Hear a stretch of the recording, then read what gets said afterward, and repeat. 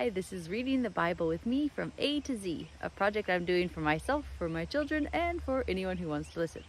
There is a certain power that comes with reading the word out loud. It says in Romans 10:17 through 18, "Consequently, faith comes through hearing the message, and the message is heard through the word about Christ.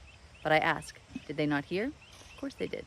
Their voice has gone out into all the earth, their words to the ends of the world. Whoever has ears, let them hear." Acts 24. 5 days later, the high priest Ananias went down to Caesarea with some of the elders and a lawyer named Tertullus, and they brought their charges against Paul before the governor. When Paul was called in, Tertullus presented his case before Felix. "We have enjoyed a long period of peace under you, and your foresight has brought about reforms in this nation. Everywhere and in every way, most excellent Felix, we acknowledge this with profound gratitude. But in order not to weary you further, I would request that you be kind enough to hear us briefly. We have found this man to be a troublemaker, stirring up riots among the Jews all over the world. He is a ringleader of the Nazarene sect, and even tried to desecrate the temple, so we seized him. By examining him yourself, you will be able to learn the truth about all these charges we are bringing against him." The other Jews joined in the accusation, asserting that these things were true. When the governor motioned for him to speak, Paul replied, "I know that for a number of years you have been a judge over this nation, so I can gladly make my defense.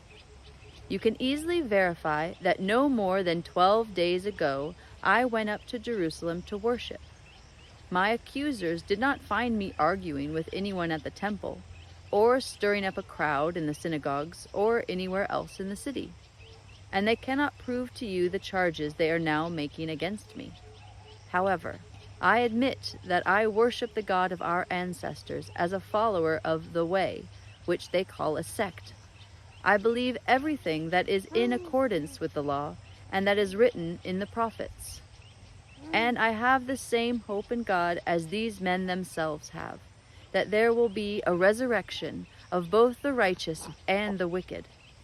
So I strive always to keep my conscience clear before God and man. After an absence of several years, I came to Jerusalem to bring my people gifts for the poor and to present offerings. I was ceremonially clean when they found me in the temple courts doing this.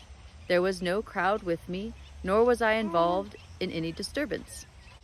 But there are some Jews from the province of Asia who ought to be here before you and bring charges if they have anything against me. Or these who are here should state what crime they found in me when I stood before the Sanhedrin, unless it was this one thing I shouted as I stood in their presence. It is concerning the resurrection of the dead that I am on trial before you today." Then Felix, who was well acquainted with the way, adjourned the proceedings. "When Lysias the commander comes," he said, "I will decide your case." He ordered the centurion to keep Paul under guard, but to give him some freedom and permit his friends to take care of his needs. Several days later, Felix came with his wife Drusilla, who was Jewish. He sent for Paul and listened to him as he spoke about faith in Christ Jesus. As Paul talked about righteousness, self-control, and the judgment to come, Felix was afraid and said, "That's enough for now. You may leave.